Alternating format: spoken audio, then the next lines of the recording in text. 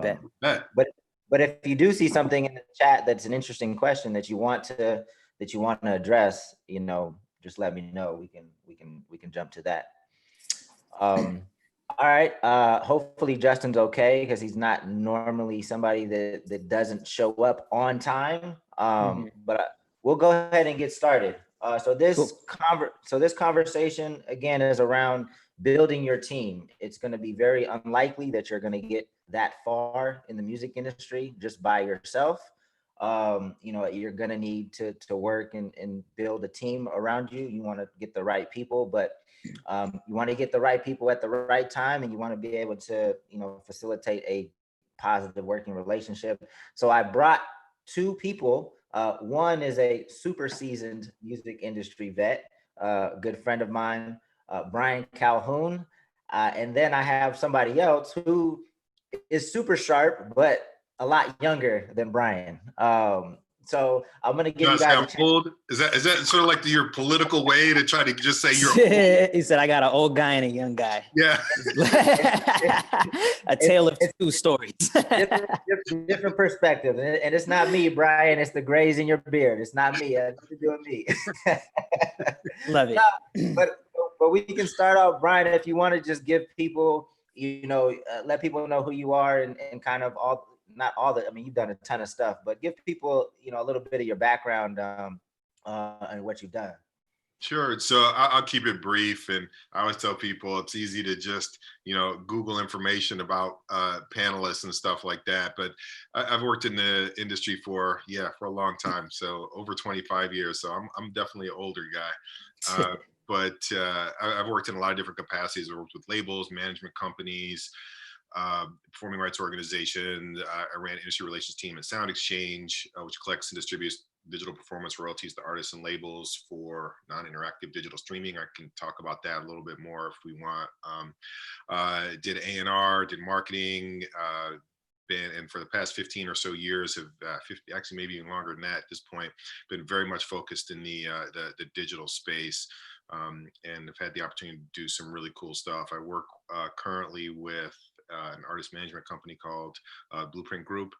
I do digital strategy, and we represent artists like The Roots and Jill Scott, Trippie Redd, G-Eazy, Jay Critch, and over the time we've also represented other artists like Lil Wayne, Nicki Minaj, Drake, T.I. I'm still working with Lil Wayne and that team. I also work with Pandora on the industry relations team, help artists and labels maximize the opportunities of using a platform. Something else I'm happy to talk about. And took a lot of my experience and put together in a book and set of tools called the Music Business Toolbox to help artists and labels sort of, navigate the complexities of the business. And so in fact, I've got a discount right now for our viewers. So if you want to go to musicbusinesstoolbox.com/MEC, get a discount, $10 off. No, we'll definitely be promoting that a few times throughout this session, because I'm sure it'll come up. So yeah, you've done a little bit in the music industry. Seems like you did a little bit. Shelton, you want to give folks your background and what you're currently working on? Yeah, I think you're muted. I wish it sounded anything like Brian's, but yeah, So 2000, my name's Shelton Harris. I currently work as an artist manager. Started making music myself 2011, and that was kind of my entry to the music industry, was performing, touring, and releasing music of my own. And throughout that whole time, I never really built out my own team. Sure. And that's kind of how I learned to, the various roles of like working as a manager and working on a team, is basically having to do everything by myself. And from there, met some really cool people along the way, kind of faded off releasing music myself, but grew attached to some younger artists that I was connected with and hanging out with. Never intended to be a manager. I basically just started out as in kind of like a mentor role. I was just the older homie, giving rides to the studios, connecting them with people to book shows, stuff like that. And one thing led to another, and here we are, 2020, still going strong. But yeah. And the artist you work with? Yeah. So my primary client, a rapper named Travis Thompson, signed to Epic Records. I work with a rapper named Silas, who signed to Bobby Boy Records. And I work with an independent R&B and soul singer named Mr. DC as well. Dope, dope, dope. Justin, you there, man? You joining us via webcam or just the audio? I think Hey. it's working. I was having problems logging in. Okay, cool. Word I knew up, you. y'all. I knew you weren't gonna ghost me, man. There's definitely a lot of shady people in the industry, but Justin's not one of them. Really solid cat. So I know Man, he wasn't going. I would never do ghost that, man. It's a true story, man. My first holiday season in Los Angeles. LA is one of those towns that it could be hard to figure out who's just like friendly and shit. Dame invited me to his house for Thanksgiving. The first outreach I ever had from anyone on a real level, a personal level. And that's when I understood the difference between like friends and family. You know what I mean? And one thing that's really consistent in the music industry is family always looks out for each other. So I appreciate that, brother. For sure. Well, Shelton and Brian just did a brief intro. I know you've got a lot of dope work under your belt as well. Can you let people know kind of what you've done and what you're currently working on? Word up, man. Justin Hunt at The Company Man. I write about rap music primarily. For the past 2 years, I was working with Empire Distribution, Empire Records, doing content and strategic marketing. I ended up working with an artist named Willie Jones. He's a country artist. He's was described by Rolling Stone as the future of country music. So if you haven't heard about him, punch yourself in the face.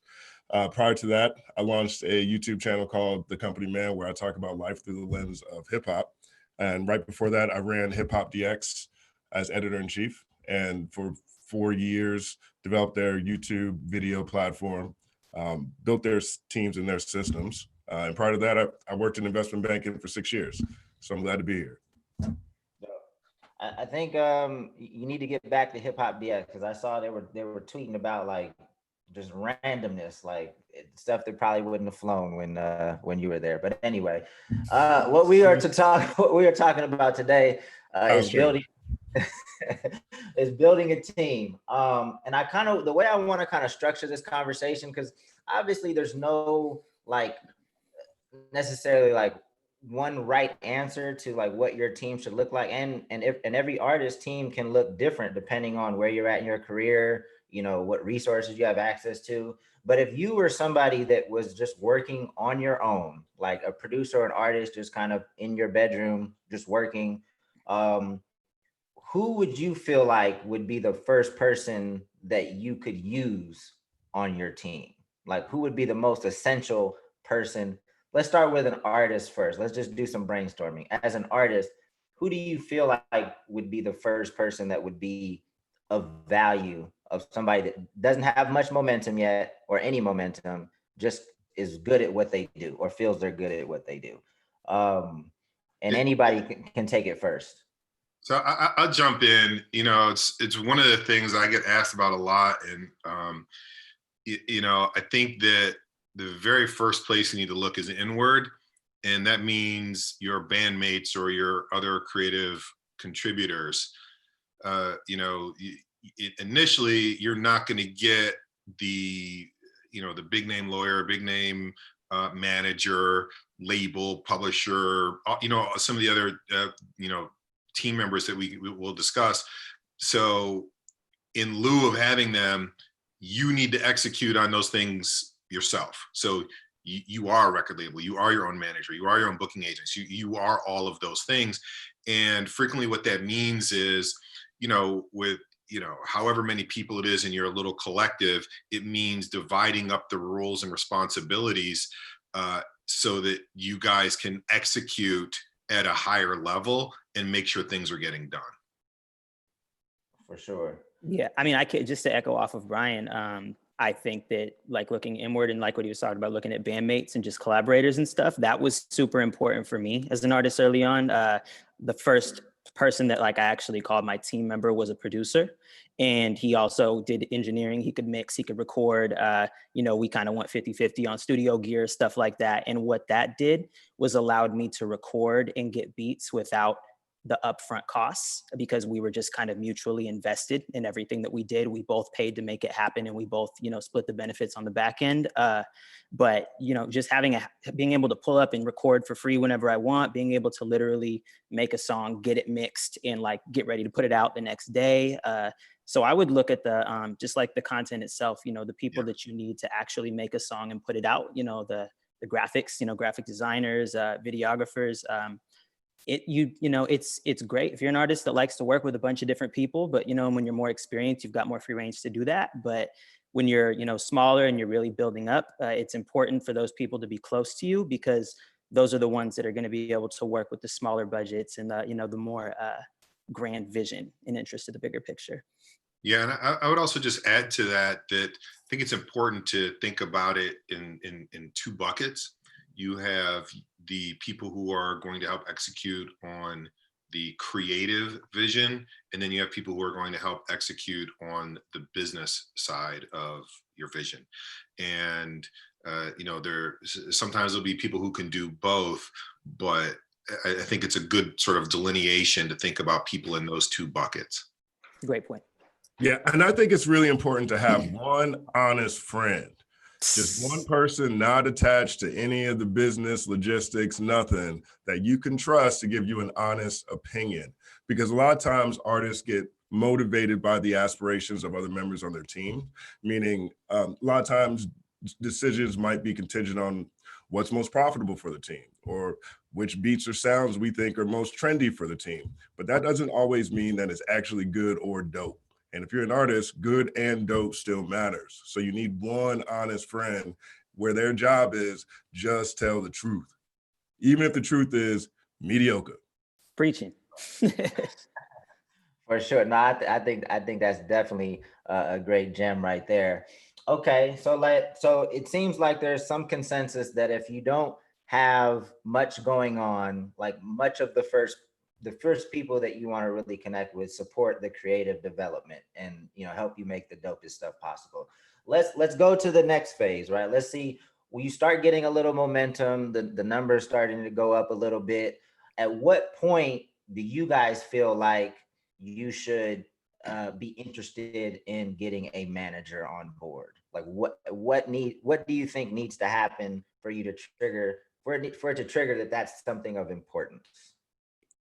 So I don't know if there's necessarily one thing that is a trigger, but I think something that people need to keep in mind with respect to getting a manager.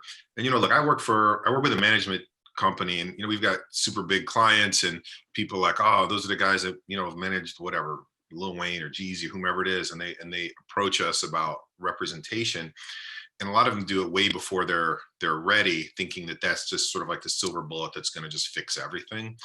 But something that I think people need to keep in mind when they're looking to work with a manager is to understand that a manager gets paid when you get paid.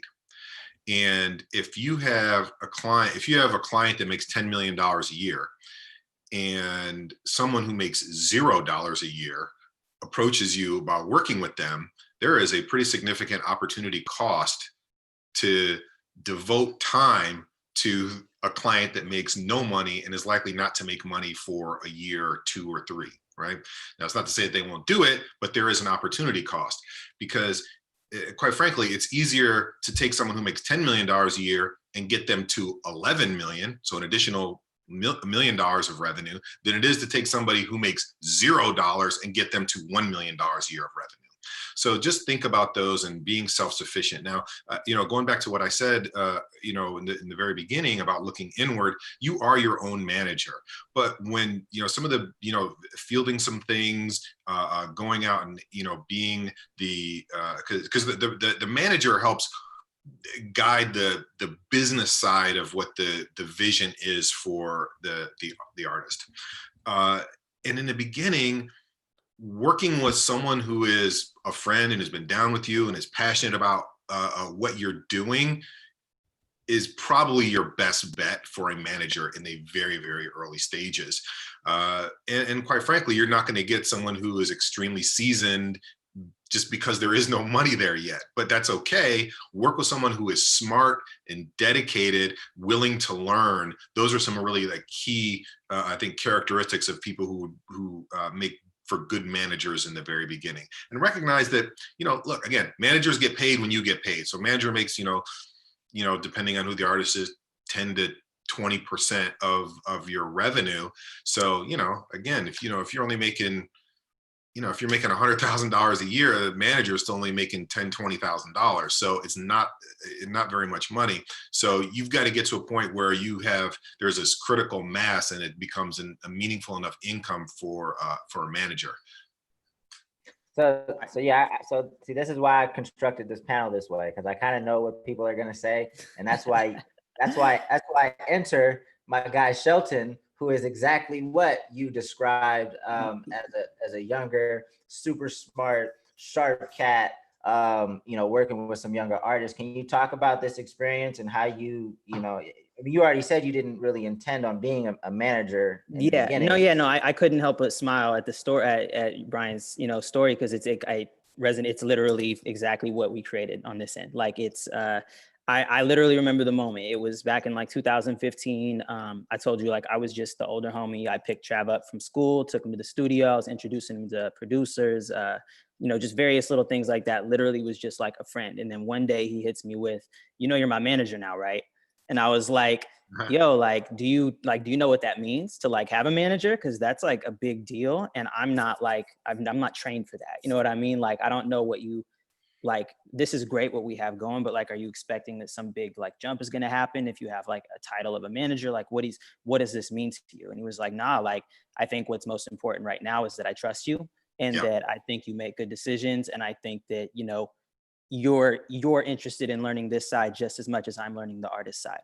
And I was like, I mean, if you're down, if you want to call it this, like, I'm definitely down to do this. And so yeah, coming into it, the only experience I had was knowing the process of recording and releasing music, you know, developing some marketing campaigns. I had the relationships to book shows and start talking to agents and stuff like that. So like the relationships were kind of there, but I'd never acted upon them in like a managerial like capacity before. So it was definitely all and still continues to be new terrain for me every single day. I like to joke that when we signed the deal, it was kind of the equivalent of like lying on the application and getting the job, because like I got kind of catapulted into this next stage of the industry that frankly, none of us really knew what we were doing. But this is a great point and a good note for younger managers and aspiring managers out there.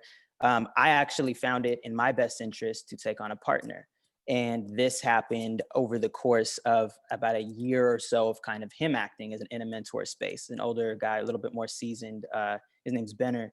But we worked together just kind of in like a mentor space for like a year. And then, you know, one day he's like, so, you know, what's good? Like, I'm totally interested in being a part of this if you guys will have me. And like, it was like music to my ears because we kind of complement each other super well. Like I'm super in, like, I can almost do a lot of like stuff in the A&R space and a lot of like the marketing side. And just like, I know Trav personally. I've known him for years. We've spent a great deal of time together. So just kind of artist to artist, I know how to do like that side of things, but he kind of can help guide like the bigger, like he was super instrumental in like walking us through the deal structure and like making sure we knew exactly what we were signing up for.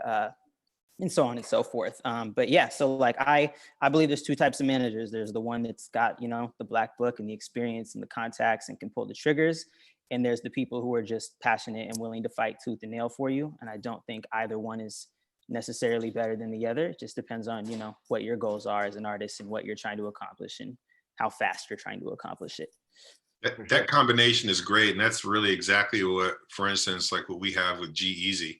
So he's had guys that were young with him, they went to school together, and, you know, they've grown to be, you know, great managers in their own right. But it also really helped when our team, you know, joined with what they were doing, and we were able to help catapult them to, you know, sort of the next level. Mm-hmm, definitely. Yeah, and I think it's really important that, you know, when you have something that needs managing. And I think that's part of, because it could be a distraction being an artist that feels like they need a manager because artists need managers, but they're not an artist enough yet or don't have the reps or the consistency to be able to have something that actually needs managing. You know, it's not something that you're just saying, I need someone around here to take care of the stuff I don't feel like doing. You have to understand how to do the stuff too, in order to not have a bad manager or someone who is, you know, undercutting your inexperience. And so you have to understand what you're doing. You have to understand your supply chain, and you have to understand when you need something to be managed. And normally from an artistic standpoint, that's the part when you've been managing and creating so long that the managing is cutting away from the creative, and the creative is your project. So if you don't feel like, you know, if you can still balance both, you probably don't need a manager yet. Right. Justin, with your experience at Empire, I feel like Empire is a great place to get a lot of experience because you still have such a wide range of artists, right? Like they distribute artists that, you know, haven't really popped yet, all the way to the other side of the spectrum of like major label type artists. What was your experience in kind of just seeing, and even with your own experience working with Willie, like the different teams that were in place for the artists, and what was your role specifically with Willie? Well, I did content and strategic marketing as my title at Empire. So I created a series called How I Built My Empire.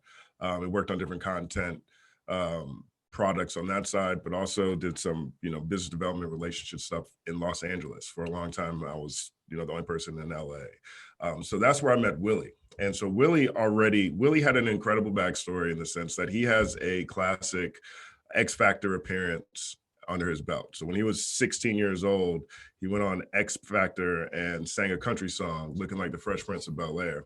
And so that was like early on viral moment, which got him an audience and a following from that appearance. And he's also a Black dude who does country music, but is like speaks from the Black experience, which is something a little different than what you find in the rest of country. Not to say that, you know, Jimmy Allen or Kane Brown or Darius Rucker, anybody isn't doing the same, but the way he does it comes from a more rap friendly approach, meaning he uses literary devices you don't find in country. He has similes and metaphors. And so that attracts or has the opportunity to expand the base, which gave him a leg up. And that's something that fit with the Empire brand, right? Because Empire didn't have a country wing yet at that point in time. And so that's something that is unique, a unique skill set, which is why they signed him. And so I project managed the entire Willie Jones first EP, Road Waves, spent a lot of time in Nashville, and understood, for me in my career, the first time I had a front row seat to see the full supply chain, right? On how do you get an artist from 0 to 60, right? Like as Dame described earlier, Empire has tigers, you know what I'm saying? They got Grammy winning artists like PJ Morton. They got the top end of the supply chain, but they also distribute for a lot of artists at every level of the community and the population. So from a number of different types of groups of people who are part of your project standpoint, it's the first time I saw that. So generally there's like, every organization has a marketing department, right? Now marketing sometimes includes content. Marketing also includes DSPs, relationships, right? How do you pitch to Spotify? How do you pitch to Apple Music? How do you pitch to Deezer or whatever? Working on placements in that degree, right? Marketing is also your team that is managing your digital music presence on Google Ads or on Facebook or on random forums that targets your population. There's probably about 5 teams under every single umbrella a lot of different times. So the idea that it takes a team, a lot of times when your team or your product is big enough, now your teams have teams. And so like organizations like Empire, for me, was the first time I was able to understand and appreciate that from a non-artist standpoint. Mm-hmm. Did the genre of music kind of make Willie's team a little different from maybe in another genre? Was there anybody that was necessary because of the genre that maybe changed up his team structure? But what's interesting is that Willie was the artist that I think was a tipping point for building out a country team. So now there's a head of country A&R. So the country A&R is working on the music directly. He just brought in a marketing director. So now it's a 2-level team away from just the distribution side of it. Now, Willie's team also he signed to 4 Sound Entertainment. And so what they do is they manage his day-to-day, his tour schedule, and his broader marketing opportunities. So when you see Willie in an NFL ad, his song Runs in Our Blood was part of the theme song for NFL Network last year, right? A lot of that was spearheaded by his label 4 Sound Entertainment, right? And then so Empire puts their weight and their resources on top of that to help that go farther. Got you. So it seems like also, so in addition to maybe the genre, like they're setting up Willie to hit a grand slam. They're not trying to have, you know, some successful independent. It seems like there's so many people behind him that is like, we got to hit a grand slam with this guy. The thing that's So interesting about Willie is that, and I don't mean to cut you off, is that his timing couldn't have been more perfect, right? We signed him, Empire signed him beginning of 2018. 18. The end of 18, beginning of 19, Lil Nas X blows up, right? Now, Lil Nas X comes in, country rap song. His first video was a bunch of clips from Red Dead Redemption 2. It was just a viral video, and it blows up so huge, it gets picked up by the label and then becomes one of them songs we gonna hear forever. Everything gonna be Lil Nas X song for the rest of our lives in a major, major way. This is like Ice Ice Baby, right? This big, big, big song, right? So now there's attention on minority country music in general, but Empire already had one in the first place. But the table has been set for, yo, non-traditional people in this genre can be successful. What's coming next, right? Nashville is the only genre, country is the only genre that has a city, right? Nashville is the city for country music. I don't know the city for hip hop. Maybe it's Atlanta, maybe it's New York, maybe it's LA. Nashville is that for country music. So everybody is there. So getting buy-in within Nashville is critical to be able to maximize Nashville's reach. And country music has the biggest reach. It has so much reach that it likes the police. Country music's the only genre that likes the police. Nobody else likes the police. Jazz, rock, punk, nobody. Hip hop, nobody. Country likes it. That's how important their infrastructure is. So having a presence there, working within their system is critical. And so that's one of the things that was awesome about the opportunity for Willie. Here's someone who has a viral moment. He has an active social following. He's ingrained in Nashville, in the community, authentically. He's speaking from a perspective not common at all within the genre. And he's home and he has a presence where everything is controlled. So that was one of the things that became most attractive from a let's sign this artist standpoint. Got you. And Brian, I'll get back to you in a minute, but I want to juxtapose that with like a successful independent artist like Travis Thompson. Like, what does your team currently look like? So you guys within the past year signed to Epic.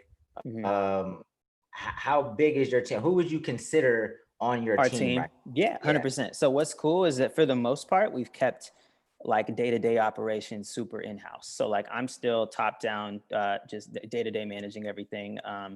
Let's see, we have 2 producers and engineers that we kind of primarily work with. We've got 2 graphic designers that we primarily work with. Like pretty much anything we've put out in the past year or 2 has been just these 2 people.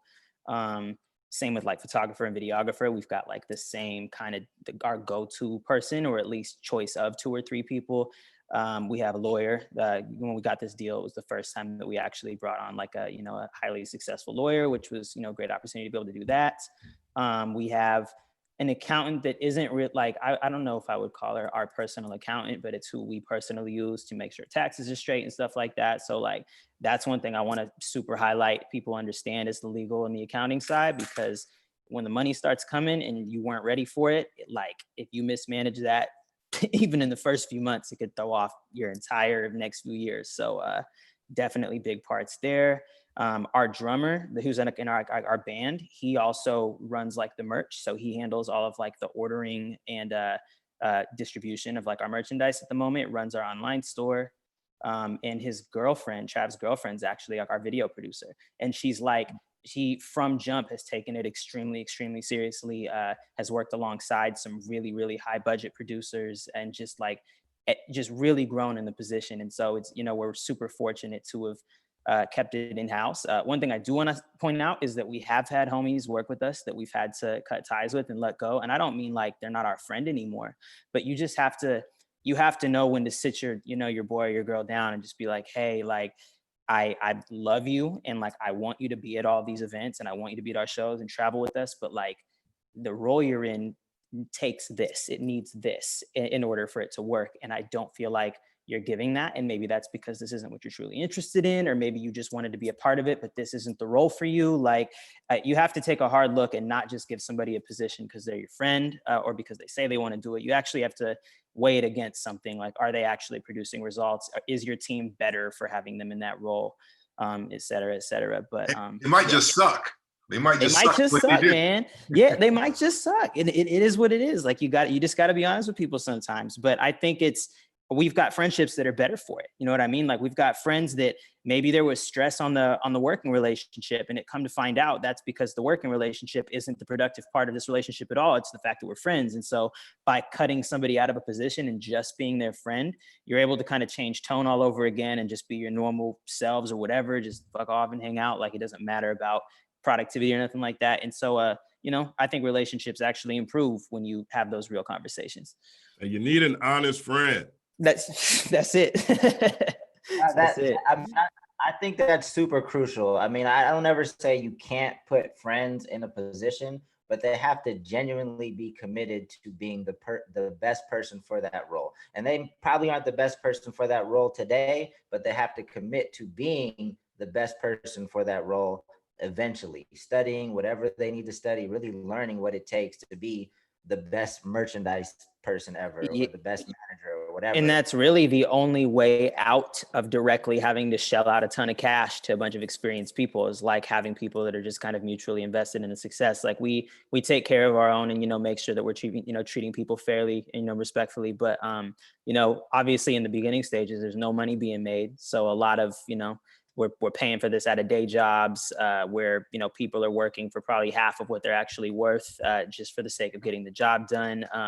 But you're not going to get that if you have no experience and you're trying to work with people who are super experienced, because they're going to be like you mentioned, Brian, it's an opportunity cost at that point where you're, you know, you could be making a bunch of money shooting this video for this artist that's got the money. So why would I discount myself for this younger artist? But when you kind of build organically with people who are, you know, also just starting out, but also take their craft as equally seriously as you do, kind of gives you the opportunity to, you know, make it look like you got a big budget even when you don't.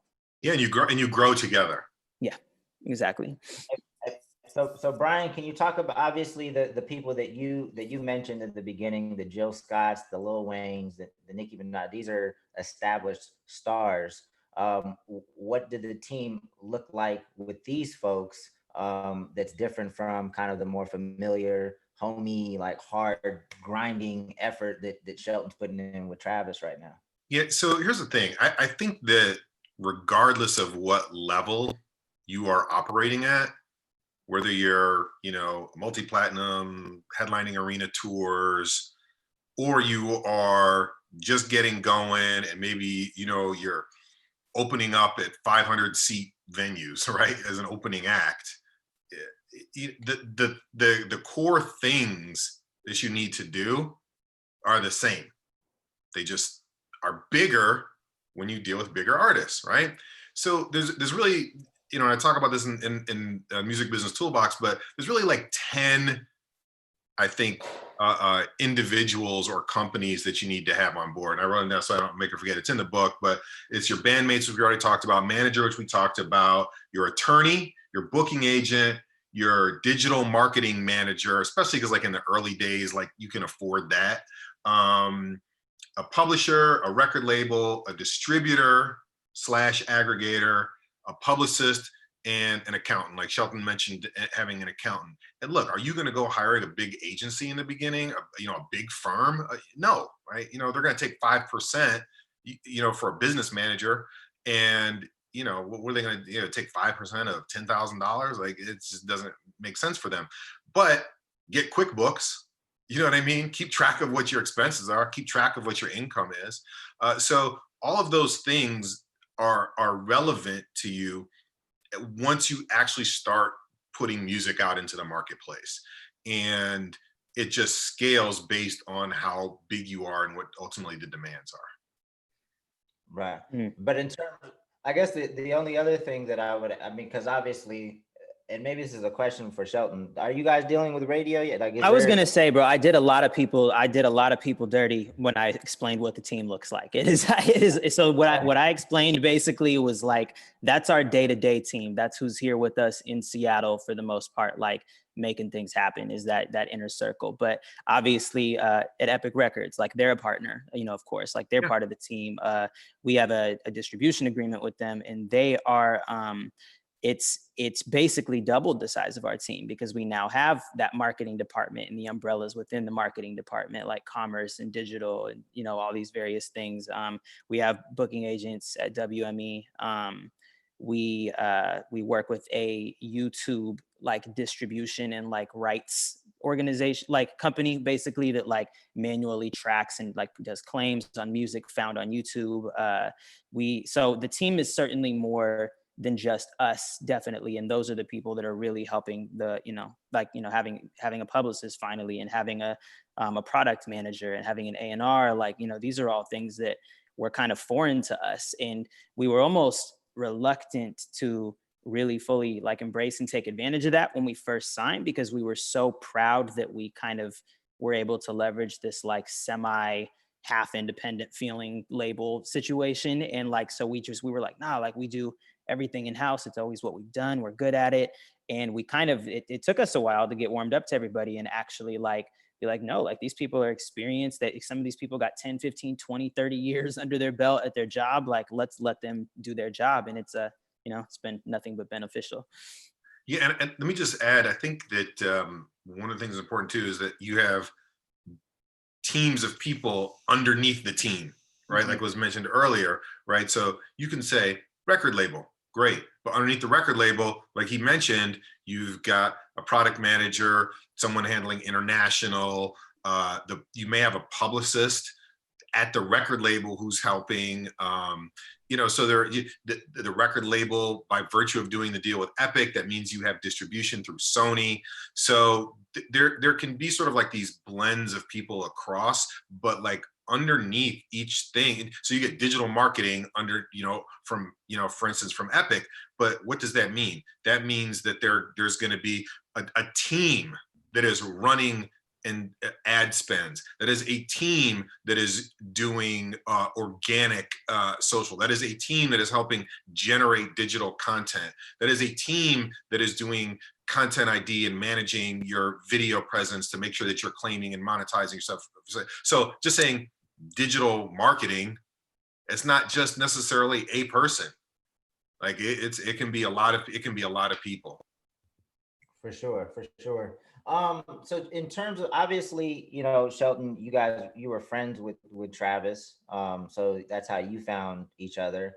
But if you are looking for a manager per se, like where do you guys think that person should be found? And good managers are hard to find, especially in the beginning. I don't know. I heard someone say once, and and maybe it's not, like I said, not everything's black and white, but I kind of agree with this, that when an artist is like ready to be managed, I feel like a good manager will find them. I don't really know if there's a good place to shop for a manager, because when you go looking for a manager, you don't necessarily know who you're reaching out to. If you're just cold emailing, cold calling without having any kind of warm intro or backstory into who they are, what kind of time they actually may or may not have for you, it's hard to shop for a manager. But I feel like if an artist can get to the point where they're packing out a show in their hometown, they're building up a pretty strong engagement is something I look for in social media. So artists that can, like, maybe they're not doing the biggest numbers sales wise or music wise, but if they've got really strong engagement on their socials, like if I could tell their fans are rallied behind them, that's something I look out for. But I don't know. Like, I see artists over here in Seattle, locals, all the time kind of posting like, I can't wait to get a manager. I need a manager so bad. But like, I don't really, that's why I like, panels like these, because I don't really know if they truly know what it means to have a manager, you know what I mean? Or when, like we talked about earlier, when they're going to be ready. But yeah, no, you guys, I'd love to hear y'all opinion on that. But yeah, I feel like, when an artist is ready to be managed, they'll usually be found. I agree with that.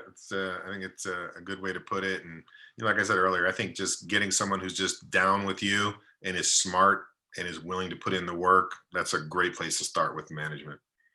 If you have a friend that's really punctual, knows how to talk to people, great with relationships, and you can trust them, you might have a great manager. You know what I mean? So that's what you should look for, I guess. For sure. So we have some questions that have come in, and I will ask the first one is, how do you deal with a teammate that isn't holding their weight, and how do you deal with toxic teammates? Are you sure it's your teammate if he's not holding weight? Ask yourself that question. Two, what does it mean to, not hold their weight? Meaning, do they know their expectations? A lot of times people don't necessarily know what they're supposed to do or being asked to do. And so one of the most profound things that I carry with me from college, I was a finance major. And one of the things that one of the economics class talked about was it's less often a person problem, it's most often a system problem. So take their considerations into consideration as well, because they might not be holding their weight because they don't really know, or you haven't set what the expectations were. I couldn't agree with that more. I think it's super important, especially when you're early on and you're working with people that like ask. The first question I'd ask is that person on a full-time salary? Like, or are they making, like, are they chipped in on the business? Like, how are they being compensated? Because like, if they're not being compensated, then the question of what does it mean to hold your weight gets a little bit more blurry, because it's like, how much can you expect from somebody that's doing the work for free or kind of investing their time into what may happen. So that's why I think it's really important to take it, start with why they're not holding their weight. That's where I would start, is like, what's, is it a problem with the communication? Did I not make it clear enough what you were supposed to do? Am I asking too much of you? I think that's a real question to ask yourself. Like, are your expectations too much for the level you're at and the people you're working with? I think you have to be able to be transparent with them. And I think that it's like I mentioned earlier, your relationship will be better for it, not only as a teammate, but as a friend or as an associate, whatever you guys' relationship is, if you're able to have those transparent conversations. I agree. And assuming that you have the expectations set and that they're clear, if they're not pulling their weight, you got to move on and get someone who's able to contribute. Boom. Good job. Cool. Number two, what are the best tools for collaborating with your team, especially now when social distancing is a must? Are you guys using new tools, or were there some tools that are already in place that you were using that are pretty effective for communication or project management? Slack is the most common one that I see. I also see, Slack is like email and chat at the same time. And then people within your team and on your same team can also start their own groups within the same platform too. So it also helps with downstream culture building and collaboration. That one's really, really popular on the media side and also the record label side. So hip yourself to it if you're not familiar. Outside of that, that was a great one that we use Slack for sure. And then just like this Zoom, Google Hangouts, I think we found a lot of value in just getting a FaceTime in and just having a conversation, since none of us at this point have seen each other for, going on 3-4 weeks now. We talk every day. I think that's really the biggest thing, is just communicate every day. So when I was running the label, like, we had like at least a weekly meeting. We had a weekly call. Do you guys have some structure for your communication with your teams? Is it weekly? Is it monthly? Or you probably talk daily, but is there like a set structure for your communication? Yeah, it's played around a little. It's been flexible. Like, but I think the longest running one we did was like a 6 p.m. every Thursday roundtable. Grabbed some pizza, just kicked it, and basically just walked through what happened last month, what's happening this month, and what are we trying to do next month. Basically, just always looking back on the work we already did, analyzing it, and then kind of determining how we were going to move forward. And just getting everybody together, in person was super valuable. Like, I found that even if you were in a group chat 7 days a week, actually sitting down across the table from one another, or in the same room, or just hanging out at a restaurant, wherever you guys like to be comfortable, getting in front of each other was super important. So right now, obviously, all we can do is video chats, but I think seeing each other and being able to speak in that fashion is more valuable than just texting or emailing every day. For sure. And for the people that are watching this, they're grabbing the questions, I believe, from Twitch. That's the main platform that people are watching this conference. So if you have a question, the better odds of getting it answered is putting it in the Twitch chat, and then they're relaying that to us. So the third question is, what are some tactics to motivating your team? Someone else want to start that one? Yeah, I mean, that's interesting because like I feel like if you're not motivated, you're not part of our team anyway. We don't really work with anybody who's not motivated. I don't know. It's an interesting one. I think that sometimes people respond to different types of stimuli from my experience. So sometimes the gap isn't necessarily motivated or not motivated, but it's increasing productivity. I think is probably the goal for most people, or how to be more efficient, or how to get, everyone to work together more cohesively. I think motivation is always connected to what the goal is. And some people respond to gamification, for example. Like some people work better when they have, a percentage goal or a percentage increase in efficiency or productivity that they need to hit every week, so that they could, as Dame would say, celebrate the small victories, right? That type of teamwork collaboration can be motivating. When people are in an island to themselves, which is something that's really difficult now as we experience, Corona quarantines, is, well, if I'm by myself, am I going to be 100% focused for this hour, or am I checking out Twitter, seeing what Shade Room talking about, what's going on with X videos? You never know. So putting people in the same office can change that and make them be more motivated, which is what you need, is an increased productivity most of the time. So I think the best way to find the most consistent way to motivate your team is to get as close to and caring about and understanding each member on that team.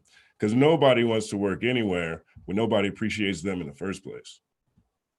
And to add to that, like I would probably better understand like where each one of your team members, like what their end goal is, right? Because my assistant probably didn't want to be an assistant for life. Like I want to know where she wanted to be 5 years, 10 years from now, so I can start helping her get there and giving her tasks, or letting her run some meetings with people that I know might be able to help her get to where she needs to get.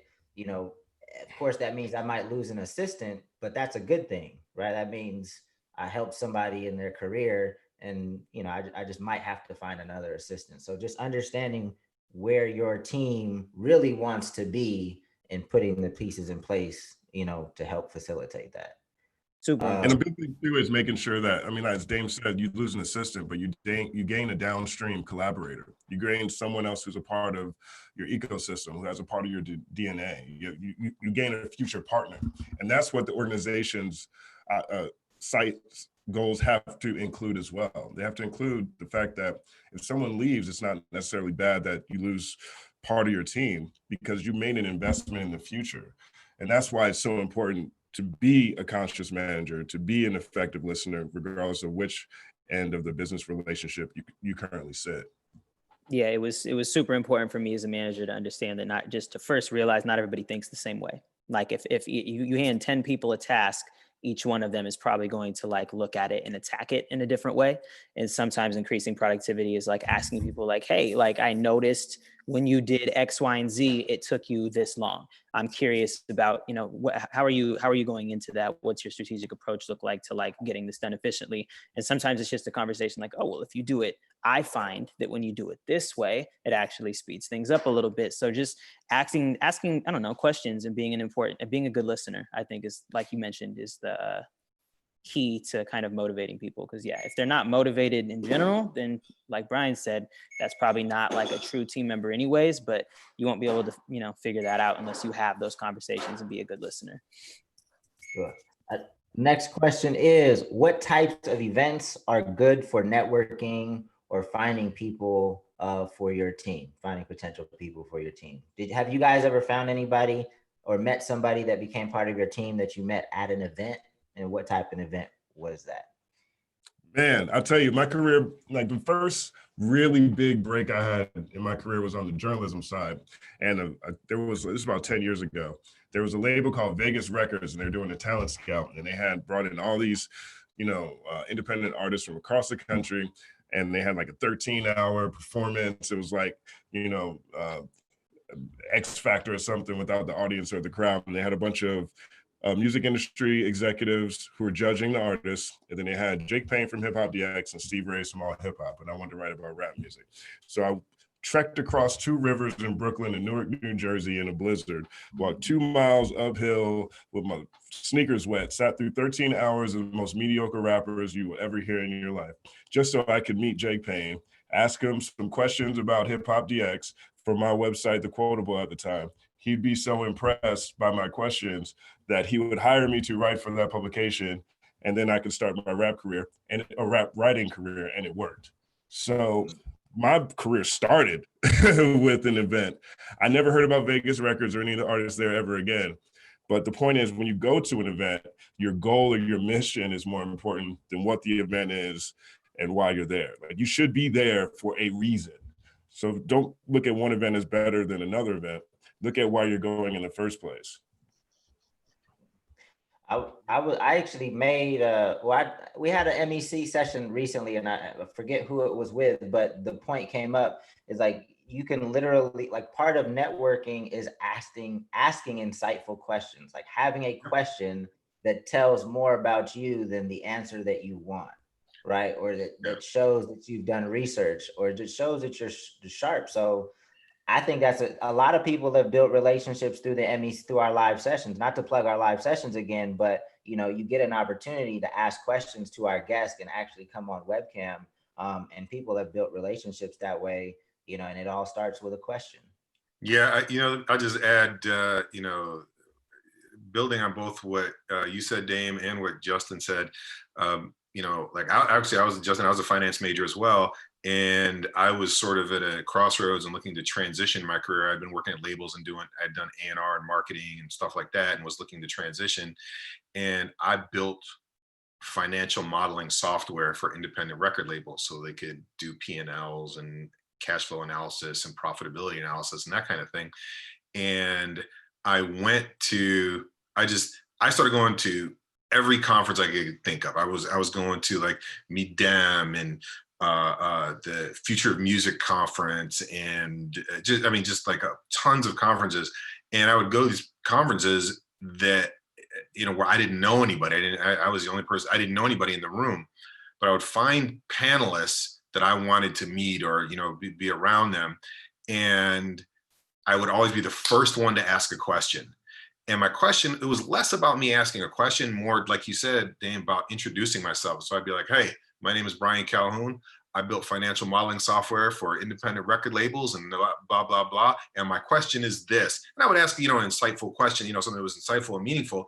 But then what happened was people who were into that thing, what I was talking about, they found me. Like I ended up attracting the people that I was looking for.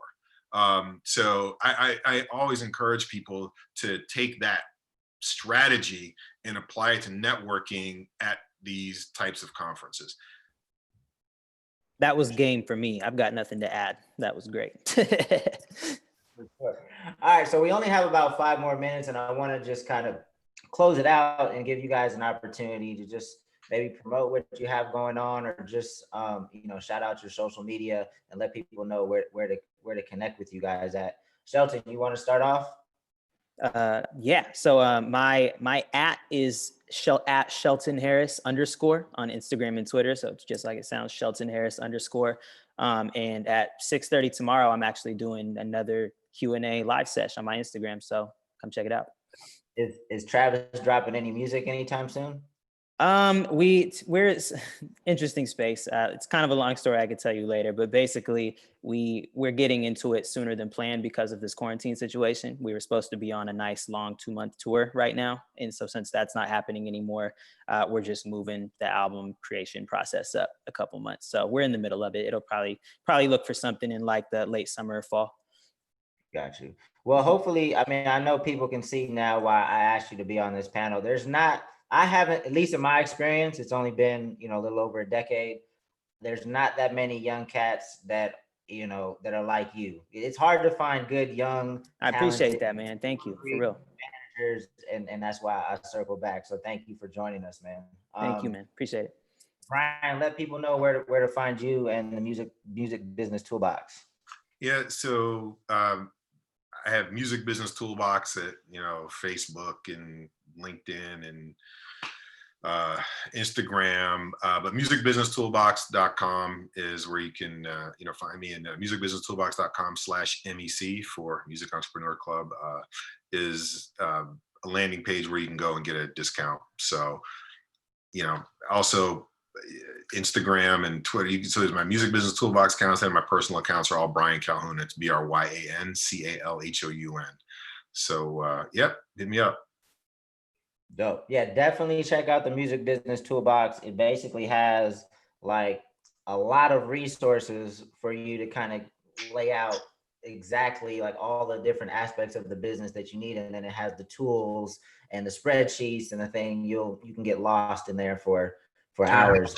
Yeah, especially now while everybody's, you know, at home. It's a lot of good reading material and good stuff to work on. I just threw the link in the chat on Twitch too. Dope. Justin, man, what are you working on and how can people find you?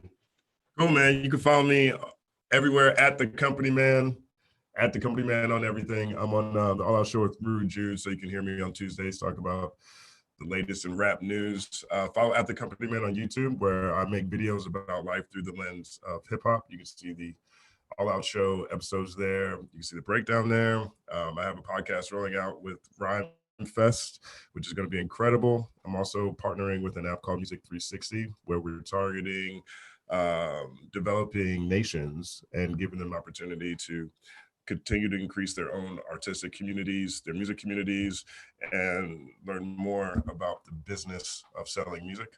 Outside of that, man, you know, I hope everybody is safe and everybody is at least taking the opportunity to get closer to who it is they want to be. So, well, thank you guys, man. I really appreciate it a lot. There was a reason why I structured the panel the way that I did. I kind of lost my flow, but in terms of bringing the people on that I wanted to bring on, you know, you guys are packed full of knowledge, different perspectives that's oftentimes come to the same conclusion. But I think it's dope to hear different perspectives working with artists at various stages of their career. So thank you guys again. Next up, we are going to be talking monetization. We're going to be talking about different ways that artists are monetizing their music, some traditional, some not so traditional. So that one should be dope. Again, thank you guys. I'll see you guys soon. Thank you. And thanks to BeatStars too. Appreciate you guys. Peace.